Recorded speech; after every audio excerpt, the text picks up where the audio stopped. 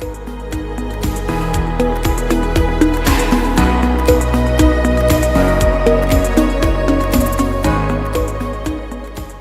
everyone, Reverend Caleb Rundell here of Fruita United Methodist Church, and this is your video on United Methodist Church structure and how pastors get appointed to churches and ministry settings.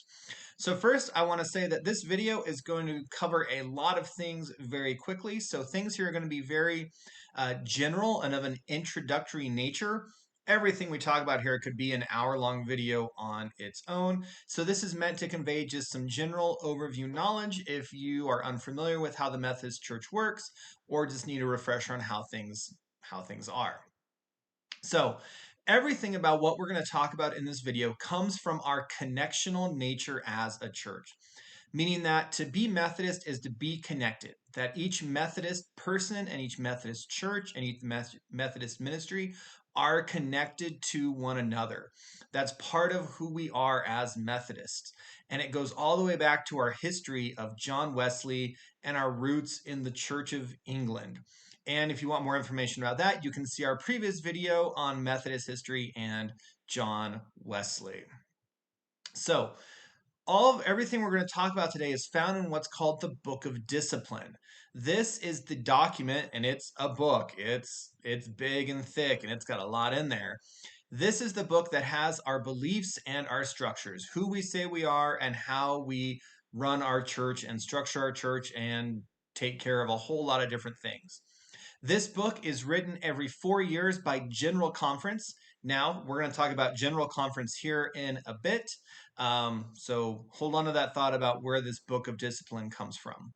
The Book of Discipline also is a global document for the most part, and there are some nuances to that that applies to our global United Methodist Church. A reminder, the United Methodist Church is not just the United States.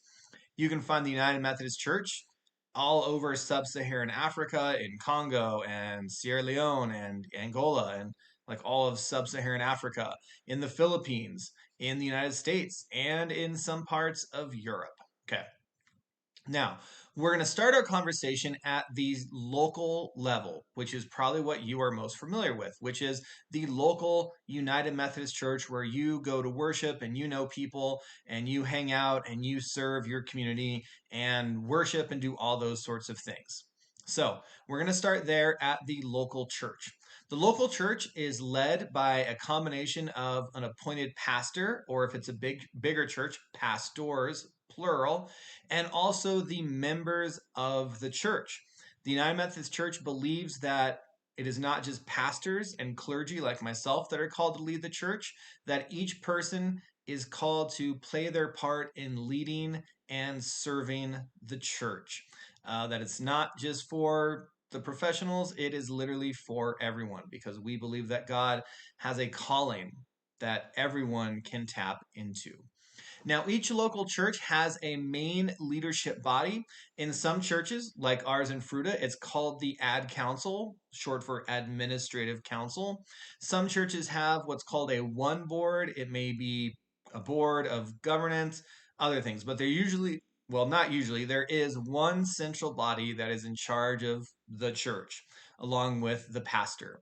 And then the different groups or teams or task forces within that church report to the ad council or the one board. Those are groups like trustees that takes care of insurance and the building, the missions team that helps organize the service to the community and the world, the staff parish relationship committee, which handles relationships between the congregation and the pastor and the staff, and all sorts of other things make up the local church. And each of those groups, of course, could be their own video, and each of those groups looks different in each and every local church. The local church is where the ministry really happens. It is the local church, each congregation, each ministry setting in their own community, where the focus is on proclaiming the good news of the gospel of Jesus Christ and living that good news out through service to the community. The local church is where it's at. Everything else we talk about helps the local church be the best church that it can. All right, so the next level up is what's called the district. The district is a geographic grouping of Methodist churches in an area. Now, those areas can be very big. Our district covers all of the state of Utah and the western mountainous third of Colorado and is called the Utah Western Colorado District. Each district is led by what's called a district superintendent, who is an ordained elder in the church and has been a pastor for several years and is selected by the bishop for that specific role. The district superintendent, it is their job to help in appointing pastors to churches, and therefore it's their job to know the clergy that serve in their district and the churches and communities in their district as well. These people spend a lot of time traveling and in a lot of time in meetings fulfilling that role. The district also helps local churches with a lot of administrative matters and organization sort of things. Okay, now the next level up is what's called the annual conference, which is a geographic area. An annual conference is made up of several districts. Our conference, known as the Mountain Sky Conference, is made up of the Methodist churches in Utah, Colorado, Wyoming, Montana, and one area, one county in the southeast corner of Idaho. Our conference is huge. Some conferences are much smaller. Georgia is 2 conferences. Our conference is 4 plus plus a fifth of a state. Okay. Conferences are led by a bishop, and those bishops are assisted by the district superintendents and other leaders that are known as the cabinet. This language of cabinet will come up later when we talk about appointments and how pastors get sent to churches. Now, pastors and clergy like myself are a part of the annual conference, and it's the annual conference that makes appointments, not the district. It is the annual conference. So, clergy like myself, we are part of the conference, which means we can serve anywhere across our conference area, which for us is Utah, Colorado, Wyoming, Montana, and that one part of Idaho. And yes, I've said that a lot, so I'm pretty good at saying it. All right. The conference is responsible for doing some big picture ministry and programming, such as building and maintaining relationships with other groups and other flavors or denominations of the church. Got to move my notes up as we're moving along here. That's what that is, okay? The conference also sets and supports some big picture goals around growth and change and what focus is going to be, and maybe some specific areas, both geographic or thematic, that the church is going to be called to focus on. The annual conference also helps administer several things like property insurance, clergy and health retirement benefits, a whole host of other things. Credentialing of clergy happens in a large part at the conference level. Now, annual conference is also an actual gathering that happens, an actual conference. It meets every year for a few days in June. And during those few days in June, there's worship, there's conferencing, there's votes, and there's decision making. There's also a lot of relationship and just conversation. And if I'm there, fun that happens. Every clergy person should be going to annual conference, and each local church is also empowered to send lay people to annual conference as well. This year's annual conference, 2024, will be in Casper, Wyoming. It is also at annual conference when delegates are elected to the next 2 levels, jurisdictional and general conference. So these next 2 levels we're going to talk about are made up of delegates that are elected by the annual conference. And the annual conference is made up of the people who come from the local churches. Okay, so that's how all this is connected. All right, the next level up is what's called jurisdictional conferences, and that is a term that's used in the United States. Outside the United States, they are called central conferences, and they are geographic makings of annual conferences. Our jurisdictional conference is called the Western Jurisdiction, and it's made up of the 7 annual conferences in the Western United States. Pretty much everything Colorado, Wyoming, Montana, everything west, except for New Mexico. Arizona is part of the Western jurisdiction, but New Mexico is part of the South Central jurisdiction. And here's a map of the jurisdictions in the United States. Now, on this map, you'll also see the annual conferences. Don't pay attention to that. The annual conferences have changed a lot since then. For example, our annual conference, the Mountain Sky, is made up of what was the Rocky Mountain and the Yellowstone conferences that you will see here on the map. The main thing that jurisdictional conferences do is elect and deploy bishops to their jurisdiction. So bishops come from the churches and the annual conferences in their jurisdiction and then are sent to the annual conferences in their jurisdiction. Our current bishop, Bishop Karen Oliveto, was elected out of I believe it was the California Nevada conference, whatever conference includes San Francisco on the map, and then was deployed to us here in the Mountain Sky area. All right. Now, above the jurisdictional conference is the Global General Conference. General Conference is a global body of delegates that gathers from around the world, and those delegates are elected by each annual conference. And that election happens in proportion to membership and size and numbers in that. The next general conference is coming up this year in Charlotte, North Carolina. It's going to happen in April, and it's going to have 862 delegates. Out of those 862 delegates, our annual conference has a whopping 6. So you see how big the church is. When we start pulling in Methodists from all over the globe, there's a lot of us. And so our entire area, R4 and some states, gets all of 6 delegates out of 862. Now, General Conference meets every 4 years. 2020 disrupted that, so General Conference has not met since 2016, and that's why the Book of Discipline I showed you said 2016 on it, because there hasn't been an annual conference or a General Conference since then. And the General Conference is what writes and then puts out the Book of Discipline.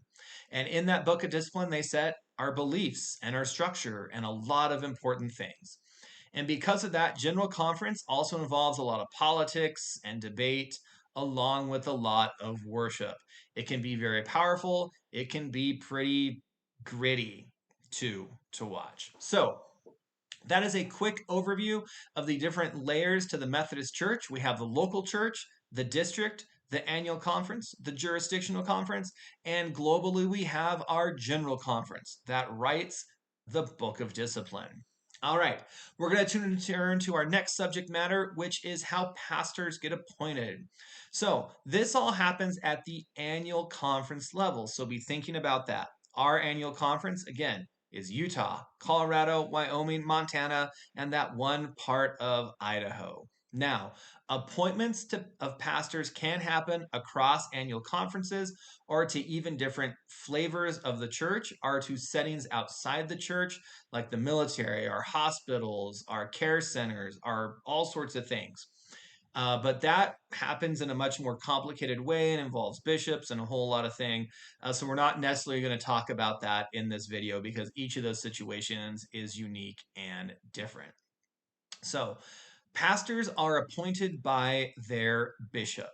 In our system, it is the bishop who has the power and the authority to make appointments, saying this pastor is going to this church, or this clergy person is going to this ministry setting. Now, while that may sound like the bishop has a lot of power, which they do, all this also happens in consultation with the district superintendents, the cabinet, the churches that are involved, and of course, the pastors themselves. And everything I'm sharing with you today is public knowledge. None of this is some deep secret. This is all public knowledge about how our system works. And you can watch this play out each year. Now, appointment, what we call season, gets going in December. Each year in December, each clergy person fills out a form that they send to their district superintendent, and on there are 3 boxes. And those 3 boxes are they choose one, and those 3 boxes indicate I want to stay where I'm currently appointed. Things are going good. I have things to offer. I think I'm called to stay where I'm at. There's a box that says, I think I need to move to another appointment for whatever reasons. And then there is the third box that I love to call meh.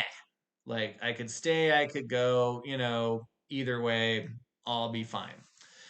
Now, That happens in December. Now, each church also fills out a very similar form with those same three boxes. We want our pastor to stay. We think our pastor should leave and we should get a new pastor. Or meh, it's okay, but if you send us someone new, we'll be okay with that too. And of course, the pastors and the churches share those forms with one another. Now, it's not shared with the whole church. This all happens at the local church level with a group I mentioned earlier, the Staff Parish Relationship Committee. It is the job of the SPRC, the Staff Parish Relationship Committee, to discern this process on behalf of the church and fill out that form and make that recommendation to the district superintendent, who then takes that recommendation to the bishop and the rest of the cabinet. And again, this all gets going in December with the goal that this process is finished as soon as possible so that clergy can start any new appointments on July 1st. That's the goal. We don't always meet that goal. Another goal in this process is to honor the wishes and the callings of each clergy and each church. That if a clergy person says they need to move, they try and honor that. If a church says we probably need a new pastor, they try and honor that as well. But that does not always happen. It is the bishop who makes the appointments, and the bishop is looking at the whole conference as a whole, all 4 states, all 300 some churches, and all the pastors that go with them.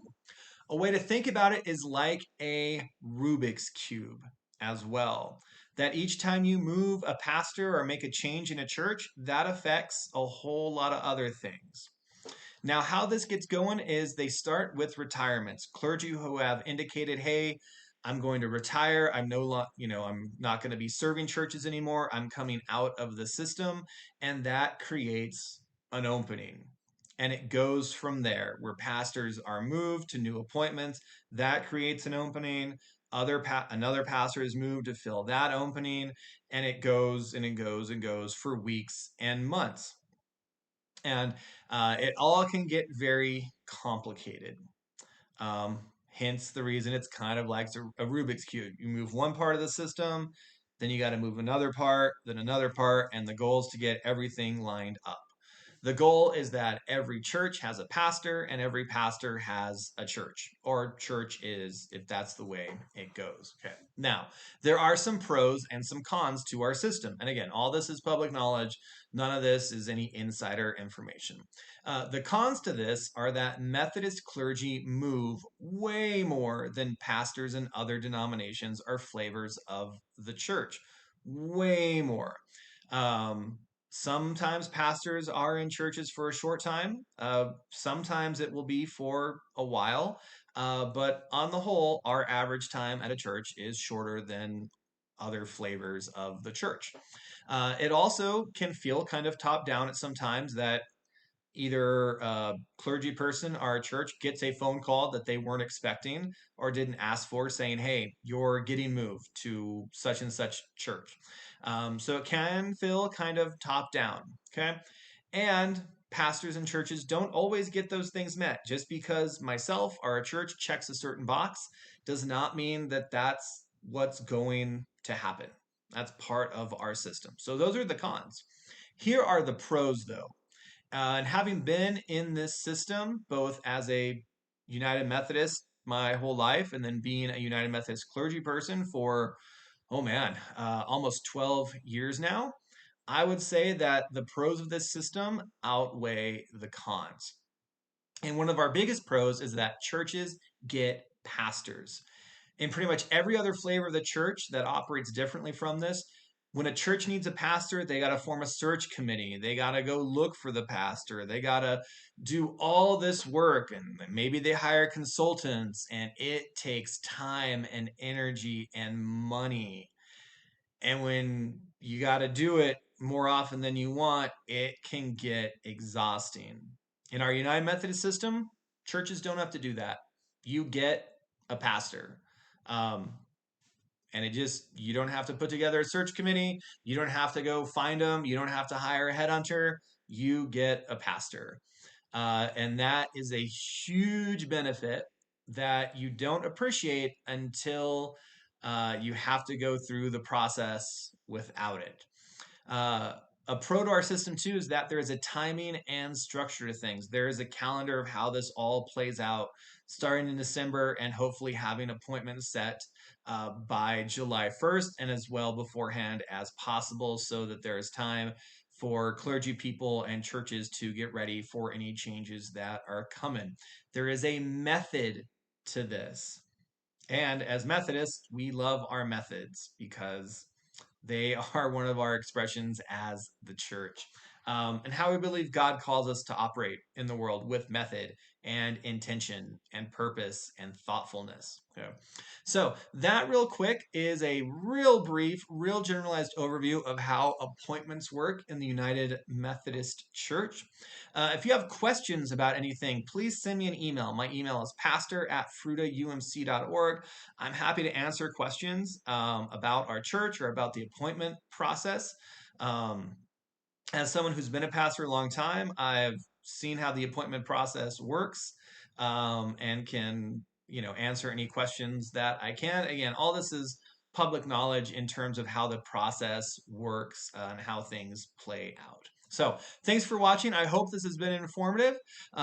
We have 3 other videos coming up, and our next 3 videos are all going to be about things that make our theology as Methodists distinct, and I would say really cool and beautiful and a blessing. Thanks for watching. Remember, send me any questions. Always love to get those. I'll answer them as best and as quickly as I can. Thanks for watching. Take care, friends.